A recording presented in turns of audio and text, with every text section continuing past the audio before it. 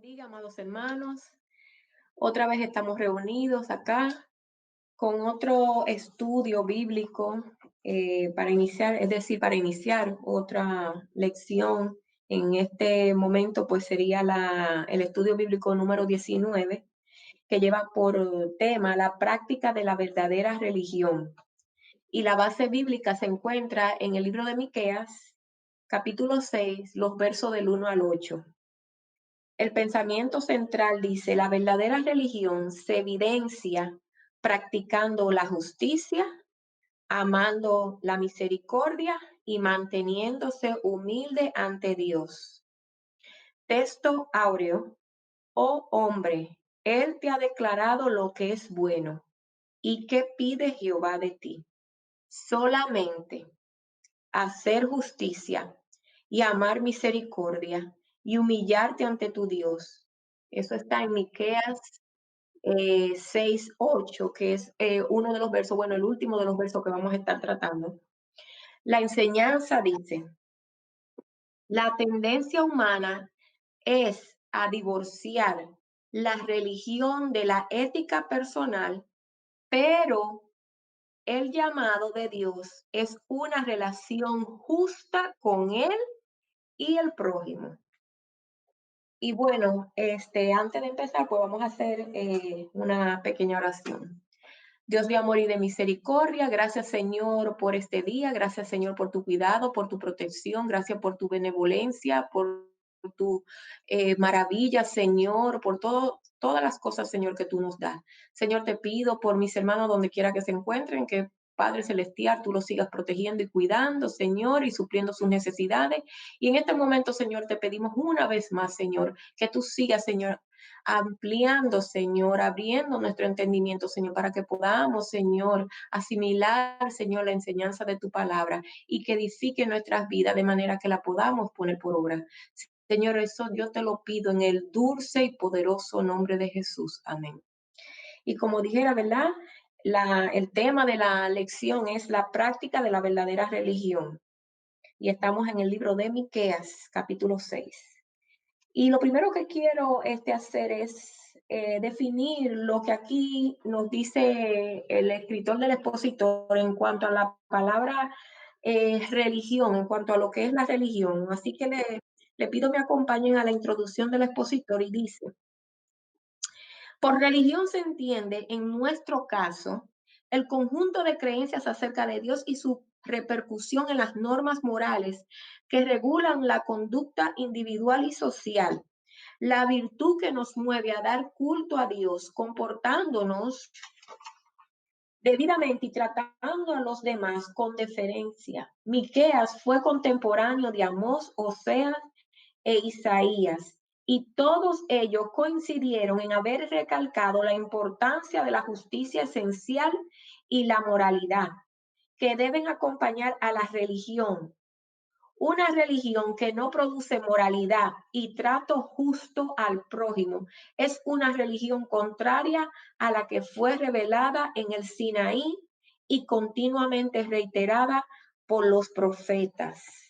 ¿Ok? Eso es bien importante, pues que lo tengamos en cuenta. También hay algo que quiero, pues, leer acá que dice, en cuanto al hecho de que del profeta Isaías, dice, Isaías estaba más interesado en asuntos de carácter político, esto es la corrupción de los gobernantes, mientras que la preocupación de Miqueas era el pobre campesino que era explotado sin misericordia por los ricos. ¿Okay?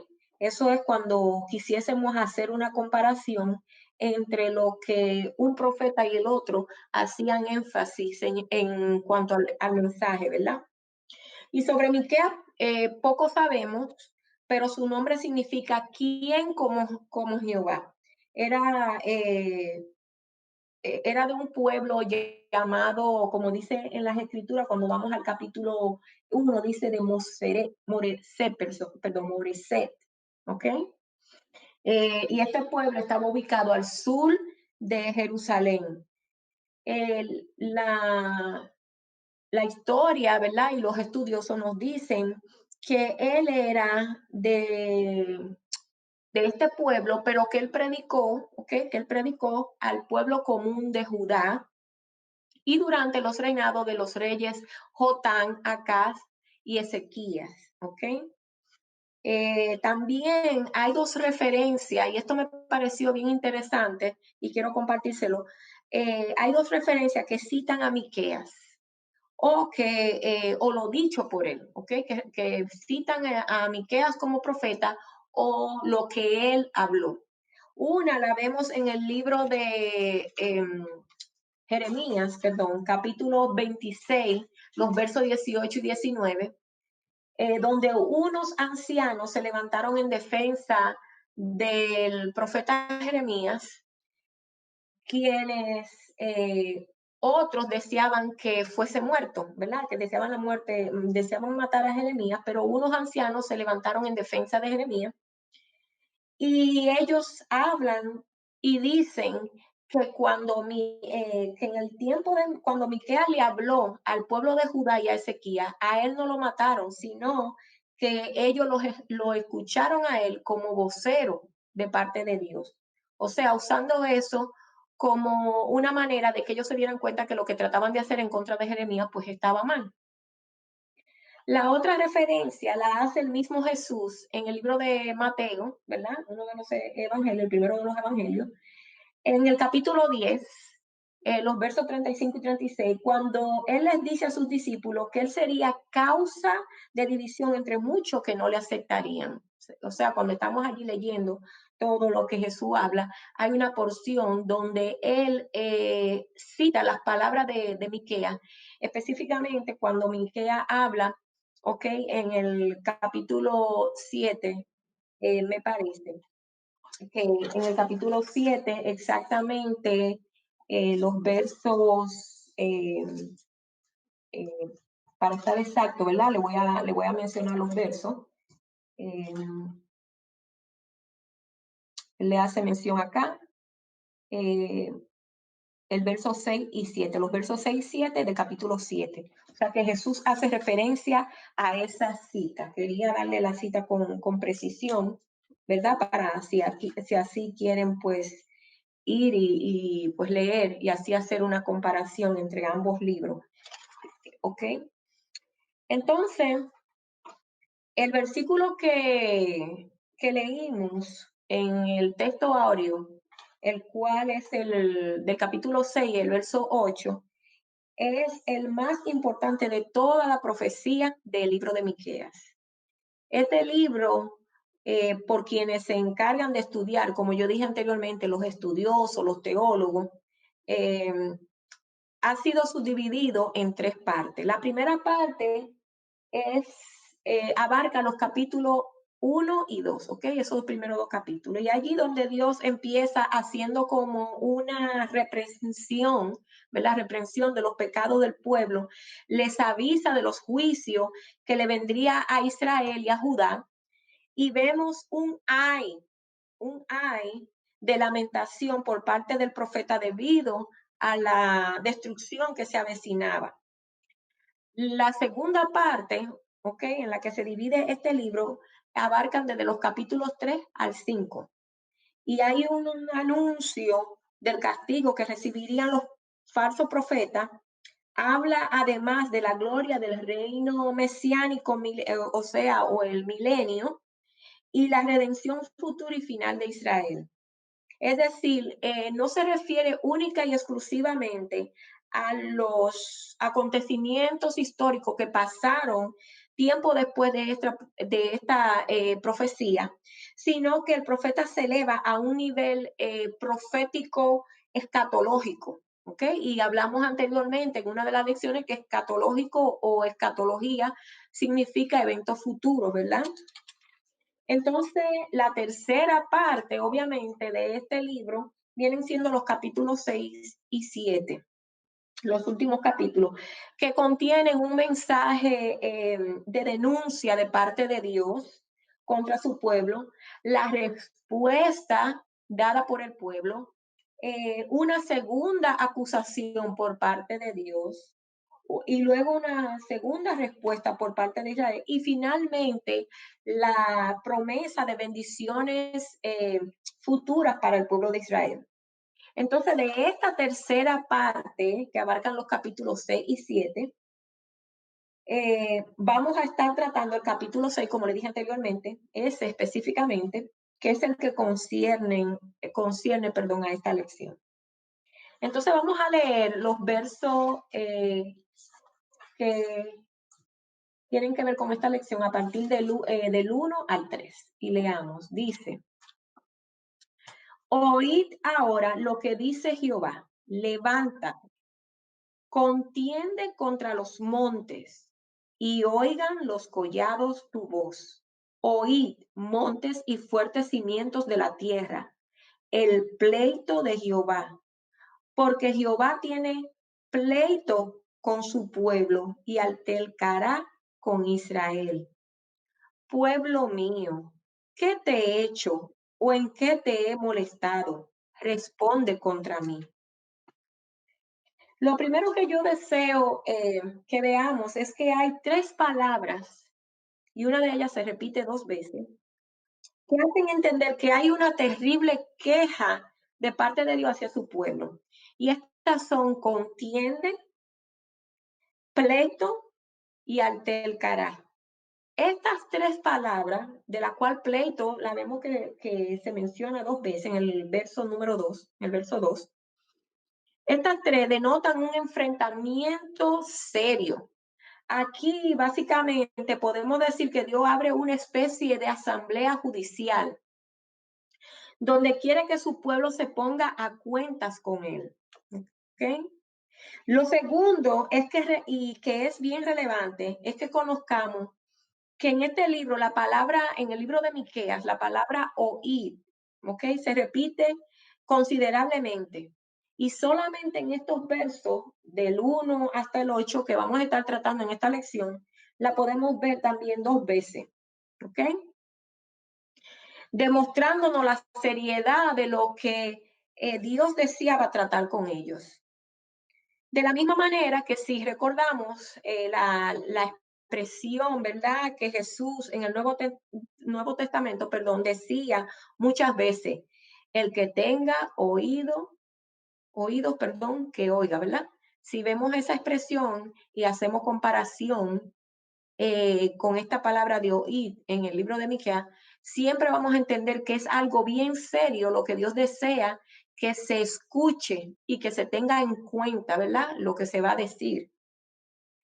Entonces, vamos a leer las páginas 174 y 175, algo que aquí el escritor del expositor nos comparte y que es bien interesante e importante en relación a la lección. Dice, y esa en relación, si ustedes ven en la parte donde dice ideas para el maestro, bueno, esto está en relación para uno. La justicia, tanto como parte del carácter de la persona y como una regla que determina el trato que se le da a la gente, es uno de los temas predilectos de varios libros de la Biblia, entre ellos Salmos, Proverbios, Isaías y Ezequiel.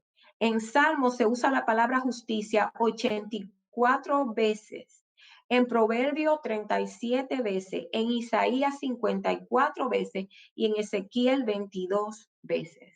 O sea, es diciéndonos a nosotros para que entendamos que la justicia o la palabra justicia, lo que denota justicia, para Dios es tan importante que en estos libros se menciona estas tantas veces. Otra cosa que aquí dice es que la enseñanza unánime de los autores bíblicos es que no puede haber justicia en el trato de la gente si uno no es justo primero delante de Dios, y esto lo logramos a través de Jesucristo. Como dice en Romanos 5:1, ¿verdad?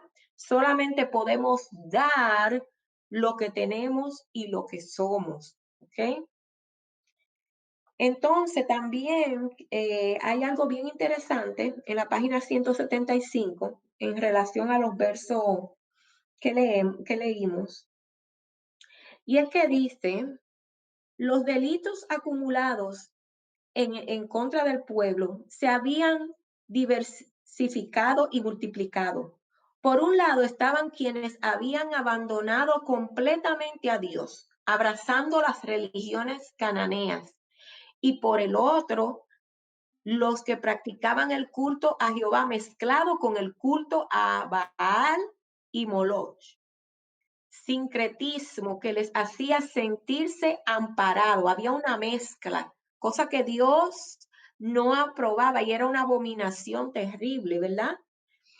Estaba el gran pecado social de la explotación y misericordia de los pobres a manos de los ricos, el abuso de quienes detentaban el poder, la corrupción de los líderes religiosos cuyo grosero materialismo había hecho de la religión un lucrativo comercio, la violencia y la rapiña, ¿ok? La rapiña, que sabemos que el significado de esto es robo, pillaje, ¿ok? Como esas aves que comen de la presa que ellos atrapan, rapiña, ¿verdad? Robo, pillaje. Dice, la violencia y la rapiña que hacía insegura la vida en las ciudades y en el campo. Por lo tanto, el Dios que se había autoidentificado como santo, justo, recto y verdadero, tenía necesariamente que dar a conocer su disgusto. ¿Okay? Eso es bien importante en relación a estos versos que leímos del 1 al 3. Otro asunto muy necesario de tratar en relación a estos primeros versos es el hecho de que Dios a través de los profetas usaba a la naturaleza inanimada, es decir, que no tiene vida por sí propia, ¿ok? Que no se pueden mover a no ser por el poder y el control absoluto de Dios, como testigos mudos, o sea, eran usados como testigos mudos, pero perpetuos del pecado que a lo largo de los tiempos, a lo largo de las edades, el ser humano, en especial el pueblo de Dios, ha cometido en contra de su creador. ¿Cuáles eran estos elementos de la naturaleza inanimada? Por ejemplo, en estos versos, cuando habla, por ejemplo, de montes, collados, etcétera, ¿verdad? Eso eran a eso que se refiere como naturaleza inanimada. Son cosas que están ahí desde los tiempos, desde la creación, las montañas, los montes, y han sido testigos mudos de todo lo que el humano, en especial el pueblo de Dios, ha estado haciendo en contra del creador, ¿verdad? De todo, del creador del universo y de todo. En el verso 3, además, Dios en una especie de mezcla entre tristeza, dolor, ternura, ¿ok? Usando al profeta, le hace la primera pregunta, iniciando con la expresión pueblo mío, pueblo mío. Por eso que vemos que dice, pueblo mío, ¿qué te he hecho? ¿O qué te he molestado? ¿En qué te he molestado? Perdón, responde contra mí. ¿Ok? Entonces quiero en relación a eso también que vayamos a las páginas 175 y 176 y veamos esta explicación que también es sumamente bonita e interesante en relación a estos versos. Dice el escritor, la pregunta ¿qué te he hecho o en qué te he molestado? Convierte a Dios en el protagonista central de la discusión. Dios se ubica en el banco de los acusados y pide a su pueblo que presente contra él todas sus acusaciones. Una de las situaciones más pavorosas, si no la más, es que uno se pueda encontrar, es el ser interrogado por Dios después que se ha pecado contra él. O sea, lo más terrible que el ser humano podría experimentar es el tener que ser cuestionado por Dios después de haber pecado. A Adán le preguntó después de su desobediencia, ¿dónde estás tú? ¿Quién te enseñó que estaba desnudo? ¿Has comido del árbol que yo te mandé no comieses? Eso está en Génesis 3, 9 y 11. A Eva le dice, ¿qué es lo que has hecho? Génesis 3:13. A Caín, ¿dónde está Abel tu hermano? En Génesis 4:9, ¿verdad? Después de haber matado a Abel. A Ananías, por medio de Pedro, conocemos la historia de Ananías y Zafira, ¿verdad?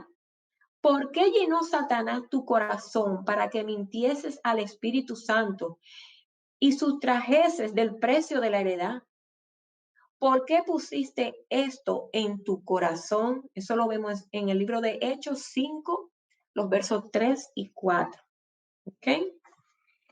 Es bien interesante el poder ver esto. Pero la segunda parte de esta pregunta, cuando él habla y dice, ¿en qué te he molestado? Algunos eruditos la traducen, ¿en qué te has cansado de mí? Esto es, ¿por qué estás fastidiado de mí? Toda una serie de interrogantes estaba implícita en la pregunta, del Señor al saber, ¿les he fallado yo a ustedes? ¿He dejado de cumplir mis promesas? ¿He sido severo con ustedes? ¿Soy injusto? Muchas veces el creyente actúa como si estuviera decepcionado de Dios.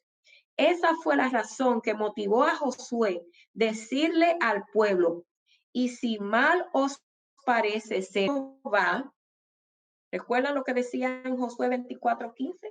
¿Quieren acompañarme e ir conmigo y leer eso en la Biblia? ¿Ok? El libro 24 del libro de Josué.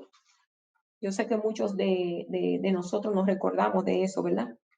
El verso 15, perdón, dice, y si mal os parece servir a Jehová, escogeos hoy a quién sirváis, si a los dioses a quienes sirvieron vuestros padres cuando estuvieron al otro lado del río, o a los dioses de los amorreos en cuya tierra habitáis. Pero yo y mi casa serviremos a Jehová. ¿Ok? Precioso. Dice, cuando Dios confronta a los suyos, los obliga a razonar. Por eso, las preguntas de Dios demandan respuesta. Responde contra mí. Eso es algo que tenemos que tener muy, muy, muy en cuenta. Ahora quiero que me acompañen a leer los versos, ¿verdad? Los versos 4 y 5. Dice, porque yo te hice subir de la tierra de Egipto y de la casa de servidumbre de Egipto y de la casa de servidumbre te redimí y envié delante de ti a Moisés, a Aarón y a María.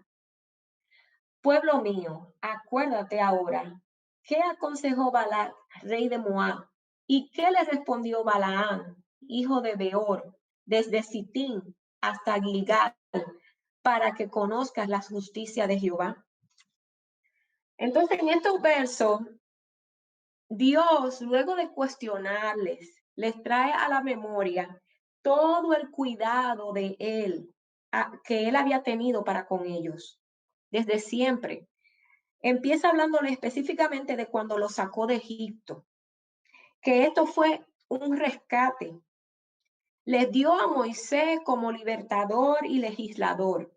Le dio a Aarón como el sumo sacerdote, ¿ok? A María para enseñar y guiar a las mujeres. Entonces luego les añade también a ese recordatorio cómo él los protegió de sus enemigos. Y les menciona el suceso de Balac y Balaam, y que lo vemos en el libro de Números, los capítulos del 22 al 24, donde Dios no permitió que nadie maldijera a su pueblo. Y aparte de eso, vamos a la página 177 y 178 también de nuestro expositor. Y allí dice, ¿pero qué significan las palabras desde Sitín hasta Gilgal? Eso es refiriéndose al verso 5. Sitín fue el último lugar donde acampó Israel antes de cruzar el Jordán y poseer la tierra prometida. Gilgal fue el primer lugar donde acamparon después de haber cruzado el Jordán. El espacio comprendido entre estos dos sitios fue escenario de los siguientes eventos. Y recuerden que también mencionamos algunos de estos eventos en las clases anteriores. Dice, estos eventos, ¿verdad? Son la frustración final de los planes de Balac, la derrota de los madianitas que intentaron destruir a Israel seduciéndolo a la idolatría y la fornicación, el cruce milagroso del Jordán, la entrada a la tierra prometida y la circuncisión de aquellos que habían nacido en el desierto, entrando así en una relación de pacto con Jehová. Con estos sucesos, el Señor había puesto en vergüenza las intenciones de Balac y confirmado que las bendiciones pronunciadas por Balaam procedían directamente de Dios. O sea que eso es algo interesante, importante, que debemos entender y entender el por qué le hace mención a través del profeta Miqueas a Dios a ellos, ¿ok? La reflexión que quizás deberíamos nosotros preguntarnos es, ¿acaso en muchas ocasiones no nos olvidamos de los muchos y grandes beneficios que Dios ha hecho y hace en nuestras vidas? ¿Ok? Sin ni siquiera nosotros merecerlo. Empezando, ¿verdad? Por la salvación de nuestras vidas. Y luego por tantas otras cosas que se añaden y que Dios en su inmensa misericordia nos da a nosotros. Ahora vamos a leer los versos 6 al 8. Dice, ¿con qué me presentaré ante Jehová y adoraré al Dios Altísimo? Me presentaré ante él con holocaustos, con becerros de un año. ¿Se agradará Jehová de millares de carneros o de 10,000 arroyos de aceite? ¿Daré mi primogénito por mi rebelión o el fruto de mis entrañas por el pecado de mi alma? Eso, en estos dos versos, es el pueblo contestándole a Dios, pero en esta contesta están también preguntándole al profeta, ¿verdad? ¿Qué podían ellos hacer? Y en el verso 8, que era el que leíamos en el texto áureo, aquí está la respuesta de Dios a esta interrogante. Oh hombre, Él te ha declarado lo que es bueno y qué pide Jehová de ti. Solamente hacer justicia y amar misericordia y humillarte ante tu Dios. El profeta hablándole de parte de Dios, diciéndole a ellos específicamente qué era lo que Dios esperaba de ellos, ¿ok? Ahora, en esta respuesta, podemos entender, en esta respuesta que el pueblo da haciendo estas preguntas, podemos ver el poco conocimiento que ellos tienen de Dios. Ellos responden con unas preguntas, ¿ok? Que creían básicamente que Dios se agradaba más de los sacrificios que el hecho de que ellos fueran obedientes.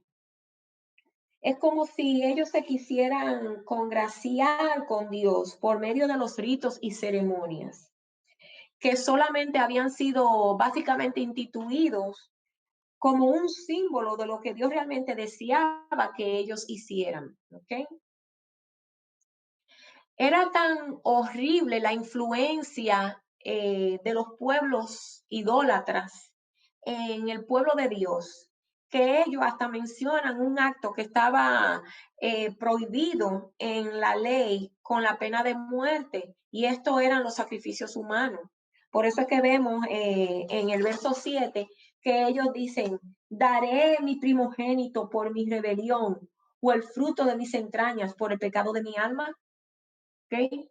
Dios nunca le pidió a ellos sacrificio humano. Esto era algo que estaba penado, prohibido y penado en la ley con la muerte, con la pena de muerte. ¿Ok? Pero cuando vamos y vemos esta extraordinaria respuesta en el verso 8, ¿verdad? A estas interrogantes, Algunos de los teólogos y eruditos, perdón, teólogos, estudiosos, como pudiéramos llamarle, ¿verdad? Comentaristas, dicen lo siguiente, en relación cuando él dice, oh hombre, él te ha declarado lo que es bueno y qué pide Jehová de ti. Y empieza diciendo, solamente hacer justicia. Eso es lo primero. Luego dice, y amar misericordia, lo número 2. Y lo número 3, humillarte ante tu Dios. Entonces, todo lo que ellos dicen en relación a esto. El profeta aclara precisamente que no es una nueva revelación al decir te ha declarado, sino que el pueblo es culpable por ignorarlo. Porque cuando el profeta dice, Él te ha declarado, es porque ya previamente, anteriormente, ya Dios le había hecho saber lo que Él deseaba de su pueblo, lo que siempre ha deseado. Entonces no era algo nuevo, sino más bien, ¿ok? Diciéndole a ellos ya previamente, Dios te lo ha hecho saber. Dice, el, el gran programa que el profeta presenta podría llamarse un compendio de la enseñanza de Amós, que habla acerca de la justicia, de Oseas, que habla de la piedad y la bondad, e Isaías, que habla de la humildad. ¿Okay? Ahí se complementa, es como si complementara esas tres cosas. Entonces, cuando habla de la justicia, dice, la justicia de aquí se habla que aquí se habla consiste en adherirse a lo que es justo y equitativo en todas nuestras relaciones con nuestros semejantes. Se trata pues de respetar los derechos inalienables de la persona humana. Eso en relación a la justicia. En cuanto a la misericordia, ¿ok? Sabemos que comporta la idea de benevolencia, de un amor activo, fiel y constante, que nos inclina a hacer el bien a todos, mayormente a los de la familia de la fe, como dice en Gálatas 6:10. Pero solo puede hacer el bien quien tiene el corazón inclinado a hacer el bien. ¿Ok? También dice que el tercer elemento, ¿ok? Acuérdense que mencioné justicia, amar misericordia y el tercer elemento habla de humillación, ¿ok? Dice, consiste en caminar humildemente con Dios o como dice literalmente el original, en ser humilde para caminar con tu Dios. Sin humildad no se puede tener comunión íntima con Dios, pues solo se arrima de veras a Dios el que es consciente de que depende en todo de Él. Y esto es algo que agrega uno de ellos. Dice, la humildad exige que el hombre esté contento con lo que la voluntad divina dispone, que esté listo para aprender de Dios y someterse a su guía. Eso es lo que es ser humilde, depender de Dios y aceptar la voluntad de Dios. Además, agrega aquí que la devoción conduce a la humildad al temor del pecado, el temor del pecado a la santidad al Espíritu Santo. ¿Ok? Y por último, también dice, toda sabiduría y virtud es incapaz de pasar el examen crucial a menos que sean frutos de la humildad. Todo esto que acabo de decir es tan importante, tan crucial, tan extraordinario, ¿ok? Y son cosas que se nos citan para que lo tengamos presente en relación a las cosas que Dios pedía en ese instante de su pueblo y aún sigue pidiendo de su pueblo, no solo de la nación de Israel, sino de nosotros como creyentes, ¿ok? Y en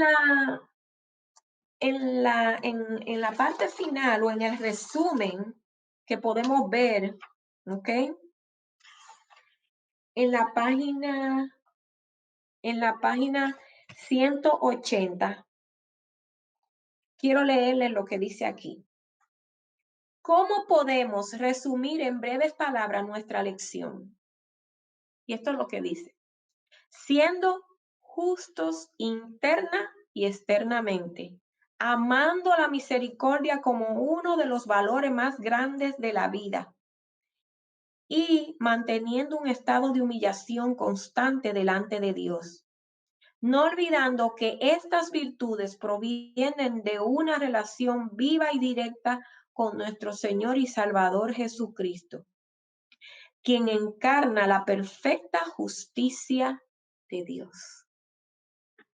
Es sumamente maravilloso, extraordinario, hermoso. Fíjense que durante estas clases que hemos estado dando, que se han estado tratando los profetas menores, el tema trimestral es relevancia de los profetas menores para hoy. Y es importante que en cada uno de los mensajes que los profetas traían al pueblo de Dios en aquel tiempo, también tienen relevancia para nosotros como pueblo, como el pueblo de Dios en el presente, la iglesia de Jesucristo. ¿Ok? Y hasta aquí ha sido esta parte. Ahora le voy a pedir que pues hagamos una oración de despedida. Dios de amor y de misericordia, gracias Señor por este tiempo, gracias Señor por todo lo que tú Señor haces, Señor, por tu enseñanza, Padre Celestial, por este libro tan precioso, Señor, por tu palabra, Padre Celestial, en general, mi Dios, por todo, Señor, lo que tú, Señor, ha dejado plasmado en ella, para que, Señor, no solamente lo podamos recordar, mi Dios, y aprendamos, pero más importante que eso, Señor, que lo atesoremos en nuestras mentes, en nuestro corazón y lo podamos poner por obra, Padre Celestial. Oh Señor, ayúdanos, Señor. Necesitamos, Señor, hacer conforme a como está escrito en tu palabra, mi Dios, porque yo sé que esto es de agrado a ti. Padre, bendice. Una vez más te pido a mis hermanos, Señor, donde quiera que se encuentren, ayúdanos, Señor, a ser justo, a ser misericordioso, Señor, y a humillarnos ante ti siempre, siempre, Padre Celestial. En el dulce nombre de Jesús. Amén. Y hasta aquí esta parte. Dios le bendiga.